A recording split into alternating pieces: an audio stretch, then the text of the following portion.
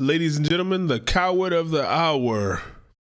Suspected shooter is 28-year-old U.S. Army Sergeant Quornelius Radford, whom they say opened fire at his place of work with a personal weapon.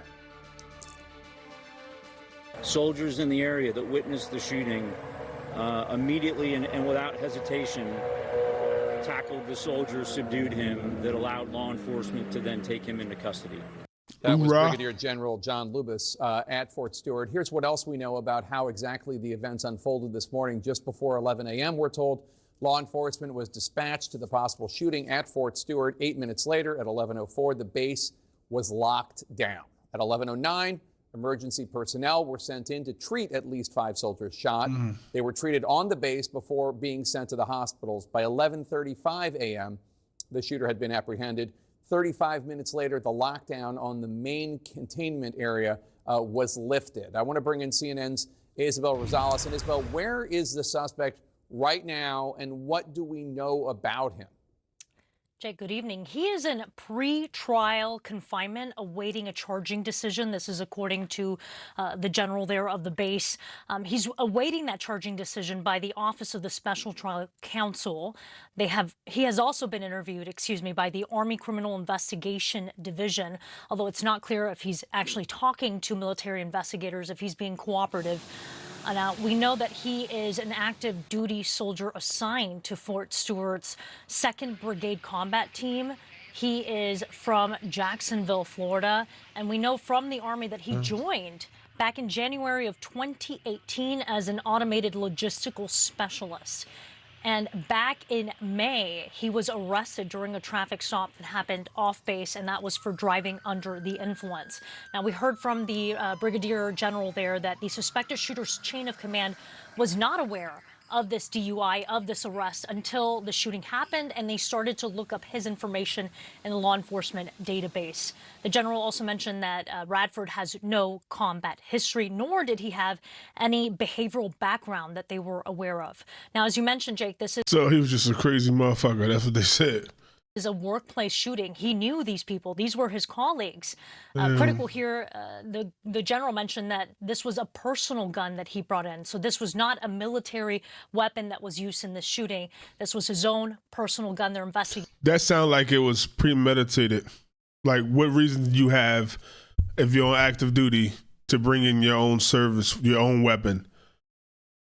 Like, you wanted to do something. You don't need it for protection. Like, you want to do something. This was premeditated. That's what that would point to if I was the investigator. How he got that onto base. And Isabel, the general said that luckily... That's easy. If you've been active duty, if you've been on base, they don't search you. Like, you just go right in. Why would they be thinking, oh, what chances that this person is bringing in a gun to shoot the people he work with? All the soldiers that have been shot are expected to recover. How are they doing? What more do we know about their condition, if anything? Yeah, it's such great news that we heard in the midst of all of this, that the 5 soldiers who were shot, they are in stable condition. They're expected to recover. So this was a total of 5 soldiers. 3 out of the 5 required surgery. 2 of them have been moved over to a Trauma 1 center in Savannah. But again, all of them are expected to survive. They'll be okay. Isabel Rosales, thanks so much. Let's discuss this with CNN security correspondent Josh Campbell, as well as Jason Armstrong, the former police chief. Nice. He failed at everything. He couldn't even do that right. Of Ferguson, Missouri. Josh, are there rules about what weapons you're allowed to bring with you on an Army base?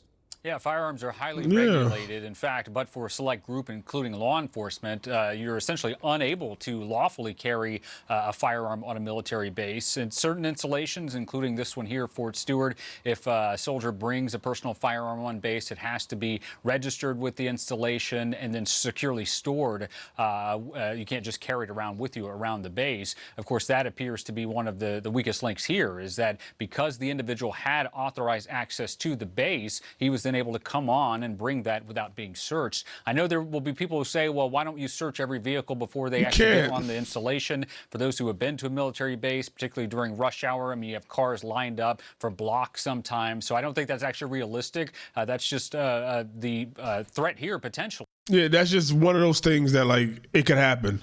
It's like we all go to fast food restaurants every day. America loves fast food. McDonald's, Burger King, Taco Bell, Chipotle, whatever.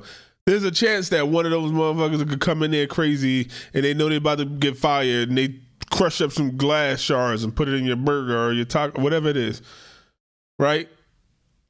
We trust people. We trust the people at the restaurant. The chef ain't going that he gonna wash his hands after he come out the bathroom and ain't gonna go make your burger patty and chop your onions up with hairs on his hands or whatever. Like, you trust them people. This is one of those things. Like, damn, we trusted this guy. It's like you have a doctor who ends up being one of those Kevorkian doctors that's like the angels of death that's helping people, old people. Oh, you need to die. Let me help you. What you gonna do? Search all the doctors and have somebody else monitor them every time they get something that's dangerous? Every time they get some sleeping meds? No, it's just one of those chances. Like, damn, 1 in a million. And that's why the military employs other means to try to detect insider threats, Jake. Chief Armstrong, we know that the suspect's in custody and that he was tackled and subdued by soldiers. What does this tell you about how this might have played out? What it tells me is the individuals that were involved, they were all in the same area. Potentially, they all worked together. And so whatever led this individual to make the decision to pull the weapon out and to start shooting individuals, one, it was either related to an altercation or something that was sparked in the moment, and this was an act that was just in the moment, or it was something where this individual had a long-standing challenge or problem with somebody there, and things escalated to where they felt the need to bring a weapon in. Yeah, he brought a weapon, and it was premeditated. You didn't bring it in just for, hey, I just brought my gun in every day just because. To that space and wanted to carry this out. And Josh, you're still an officer in the military reserve. What does the U.S. military do to try to prevent and stop incidents like these? Obviously, not let crazy motherfuckers in the military.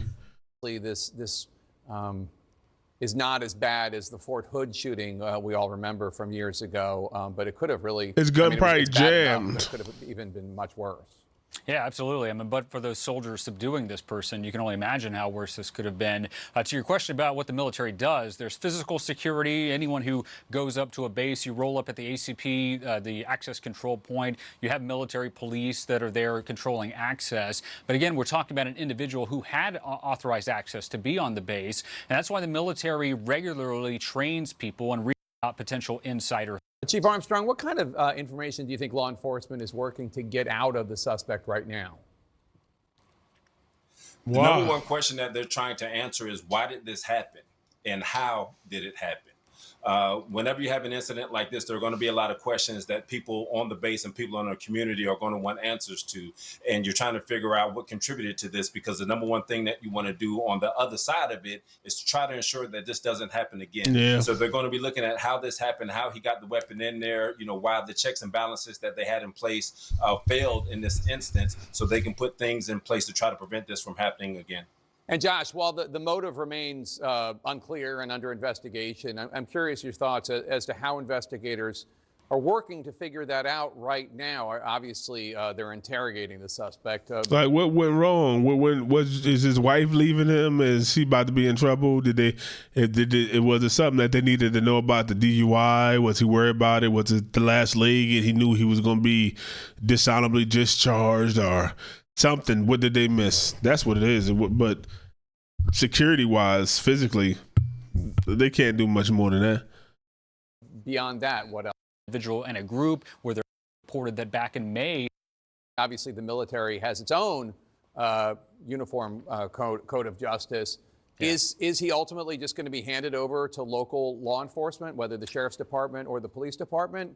Or is there some way that the military will handle this? Yeah, and when I said that, I meant the DUI off base would be handled by the regular U.S. criminal justice system. But he's now in the military justice system, which falls under what they call the Uniform Code of Military Justice. The military has its own justice department and its own prosecutors, its own courts, for example. And that is where he will be likely, I assume he will be tried here, obviously for attempted murder, it appears. And, obviously the military can convict people and can fine people just like the U.S. Justice Department could as well. And so he certainly faces very, very serious consequences.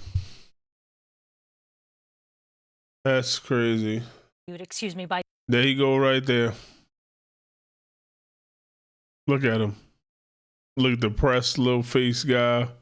Low lips and just sad. Tried to take their life. Luckily, he didn't. This could have been a lot worse. People jumped on him. He was incompetent. Did something in the fit of anger or something, or he looked like a DUI type. So